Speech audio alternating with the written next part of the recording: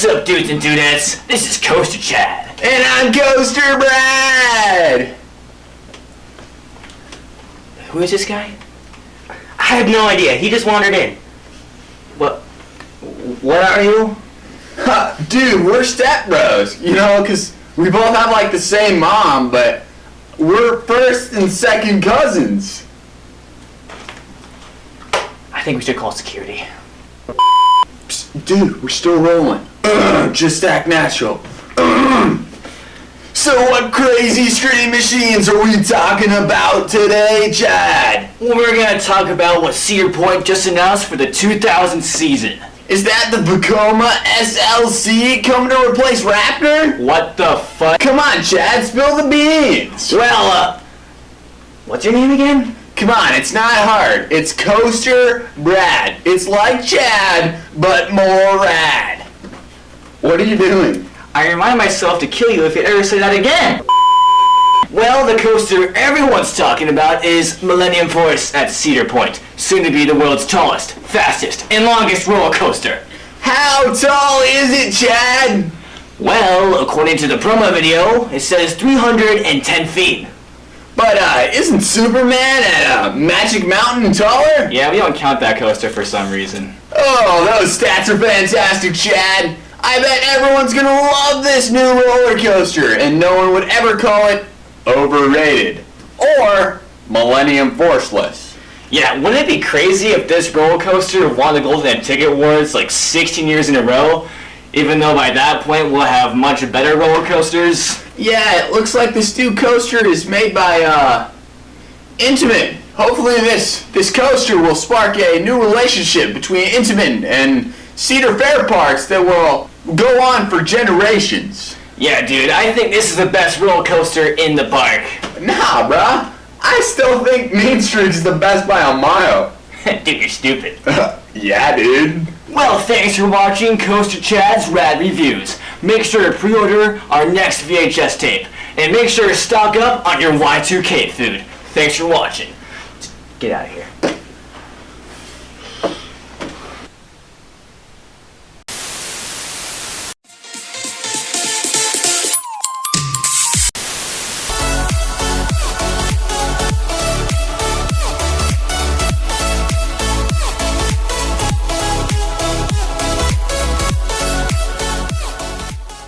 When most roller coasters open, they're usually very popular the first few years of their existence. But after a decade, or sometimes even sooner, these roller coasters kind of lose their luster. They become less popular, and they just aren't as exciting as they used to be. However, a truly great roller coaster will stand the test of time, retain its popularity, and still be relevant in today's world. One example of a great roller coaster is Millennium Force at Cedar Point. It opened in the year 2000, which means this roller coaster is basically 22 years old. So yeah, this roller coaster is getting up there in age. I mean, seriously, think about it. Millennium Force can legally drink now. They grow up so fast. Despite this coaster's age, and also the fact that there have been much better roller coasters built at the same park really, Millennium Force still pulls some of the biggest lines in the park. And to this day, it is still loved by most people. And I say most people because some roller coaster enthusiasts think that Millennium Force is overrated, which I can definitely see why. But some will go as far to say that this roller coaster is Millennium Forceless, which is kind of over the top. But seriously, how can this fantastic roller coaster that's pretty much loved by everyone also be criticized so much?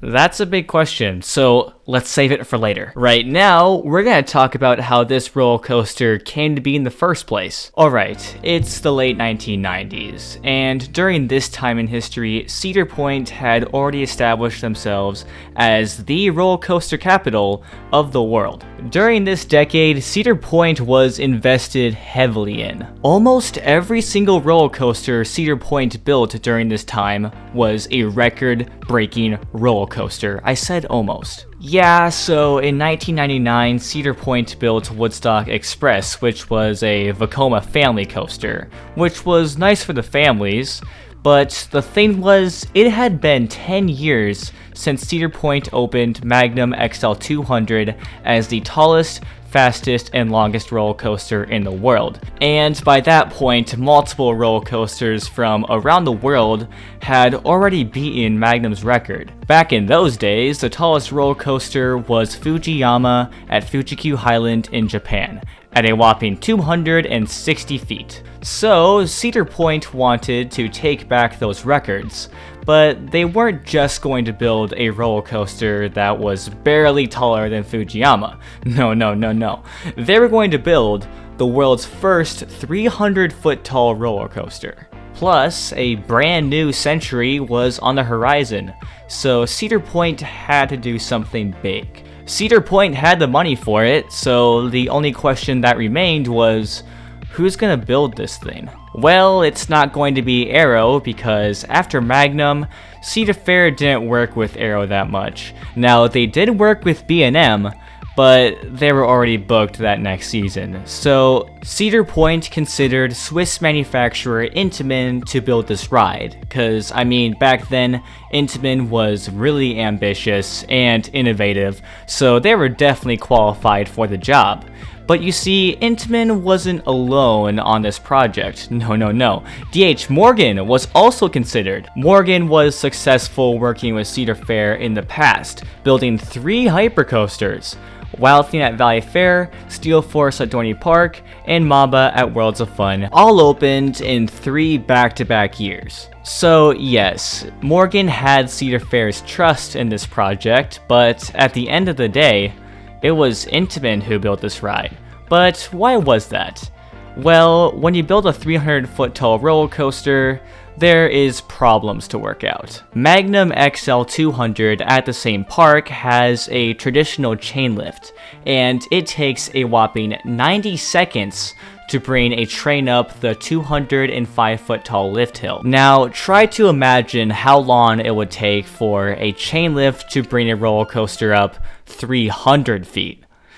That would take a long time, so something had to be done. Morgan's solution was to have 2 chains, but more chains means more potential maintenance problems. Intamin had a far better solution, and that was a cable lift instead of a chain lift. So instead of a traditional chain lift, a cable would attach to the car and quickly and quietly pull the train up to the top. Not only was this system more efficient for time and capacity, but it also allowed the lift hill itself to be steeper so the roller coaster would take up less space. Also, Intamin were champions at computer-aided track design, so the roller coaster would overall be super smooth. So Intamin was selected for the project. I am so glad that Intamin built this roller coaster, because I feel like if Morgan built it, it would basically just be Magnum XL300, let's be honest.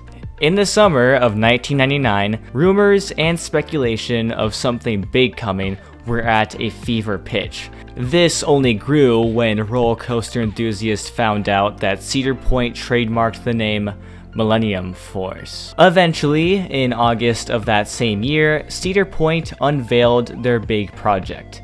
A massive 300-foot tall roller coaster that was dubbed as the world's first Giga Coaster. Cedar Point released a promo video for the ride on VHS. There is a pretty good chance, if you're a roller coaster enthusiast, you've seen this video. It's also 5 minutes long, so I won't play it, but I'll have a link in the description box down below if you want to check it out. Anyways, later that year, construction began, and finally, on May 13th, 2000, Millennium Force opened to the public. Beyond gravity, beyond velocity, gravity knows no force, like Millennium Force. Tallest, fastest, greatest coaster ever. Go full force. This ride received rave reviews from roller coaster enthusiasts and GP alike. This roller coaster was just amazing. So yeah, that is a brief history of Millennium Force at Cedar Point. Now, obviously, this roller coaster was groundbreaking when it first opened, but that was 22 years ago. How does this roller coaster hold up now? Well, now it's time for me to review this roller coaster based off my personal experience and opinion, so let's talk about it. Alright, first things first, the roller coaster's name. And there's not much to say about this name other than it sounds good. This ride is called Millennium Force because it opened in the year 2000, the new millennium. But I feel like you can stick this name on any roller coaster that opened in the year 2000, like Boomerang at Worlds of Fun. Alright, jokes aside, this name is pretty good, alright? It is kind of a mouthful though, so roller coaster enthusiasts have nicknamed it Millie. Next is the roller coaster's first impressions. And holy moly, this roller coaster looks fantastic. The roller coaster's color scheme is blue track with white supports, and it looks pretty darn good. This roller coaster also just looks great, like it's so pleasant to look at. This thing is ginormous in person, which I kind of hope so because that's kind of the point of this ride. But anyways, you walk up to the ride's entrance and you see something different about this ride. Millennium Force has two stations, one for loading and one for offloading. That means when you walk into the main station, an empty train eerily pulls in, which is a small detail, but I like it. When those gates open, you step quickly and carefully into your seat, buckle your seatbelt, and pull down your lap bar. Seatbelt first, lap bar second. That's what the ride ops say during every cycle, so this phrase will be burned in your head, to the point where you basically do it subconsciously. As you sit in the station, you can take note of this ride's theming, or lack thereof. This coaster's theme is the future? Like most roller coasters at Cedar Point, there's not really a set theme to this one. It could be the future, it could be about space. It really depends on what you think. You will also hear this ride's iconic soundtrack play through the speakers.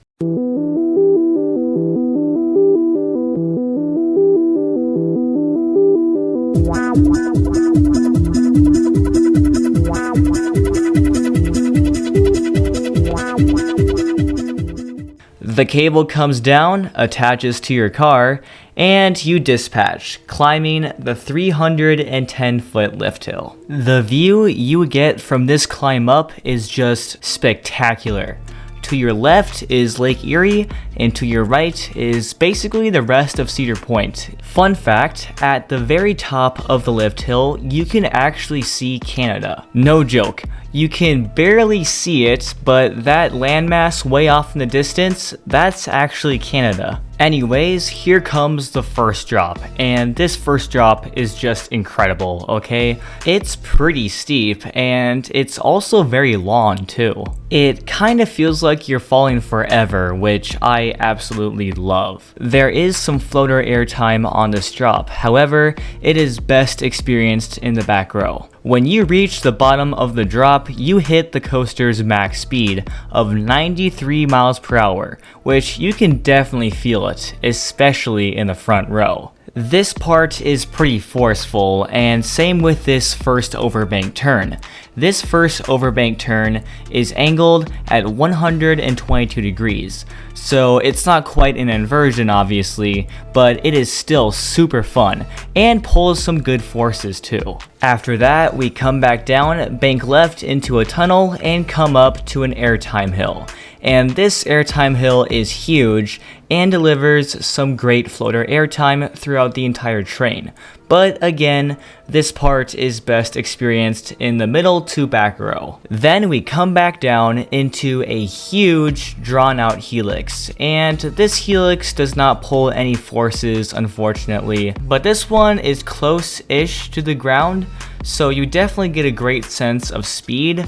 but overall, I think this is my least favorite part of the ride. It's not bad, it's just not really the most exciting. Following that, we have another overbank turn, and this one is definitely not as good as the first one, as in there's not any force on this one, but it's still pretty fun and I enjoy it. After that, we have a smaller airtime hill, but it still manages to give some pretty good floater airtime. Again, best experienced in the middle to back row. Then we come back down into a tunnel, bank left, and then we go over a speed hill. And this is the single best airtime moment on this ride.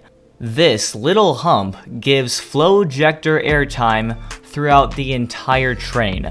It is quite possibly one of the best moments on this ride, period. After that, we turn into a brief section of straight track that goes by the queue line, and then we have one more overbank turn.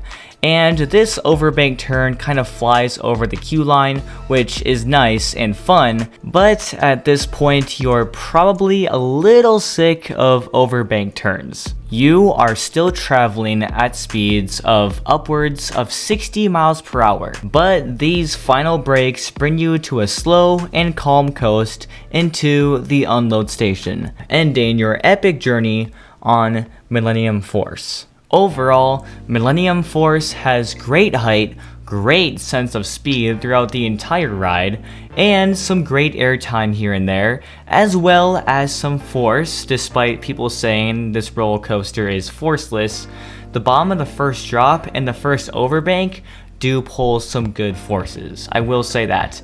But the rest of the ride, I do agree, is a little lackluster in the force department. Before I share my final thoughts, I'm going to answer the question I asked earlier in this video. Why is it that this roller coaster, with so much love from fans, also receive criticism? Well, my theory is that for some people, this roller coaster was simply overhyped. I mean, some Cedar Point fanboys will go on forever talking about how amazing this roller coaster is, and a person hears that, rides it for the first time, and comes off a little disappointed. This is not the best roller coaster in the world. Neither is it the best in its own park, not even second. But credit where credit is due. Considering this was the world's first Giga, it is still one heck of a ride. The best way to experience this ride is to not expect everything from it, but just enjoy it for what it is. It's not the best roller coaster I've been on, but it's one of my favorites. During my visit to Cedar Point, I rode this roller coaster over 11 times. I have no idea what's wrong with me. Like, I just can't get enough of this ride. Overall, Millennium Force is a ginormous, fast, smooth, fun ride that has a few tricks up its sleeve. So, the final score is 9 out of 10.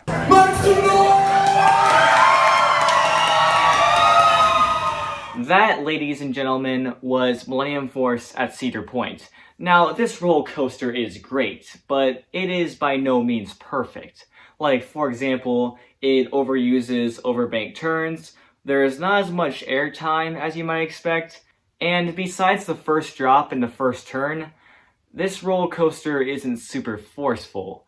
But considering this was the first of its kind, I love this roller coaster quite a bit. And sure, there are much better roller coasters out there, obviously. But this is still one of my favorite roller coasters, and I 100% recommend it. And hopefully I didn't overhype it for you. Well, I think I'm pretty much done here, so thank you all so much for watching. Make sure to like, comment, and subscribe. And with all that said, take it easy, and I'll see you next time on North Star Coasters.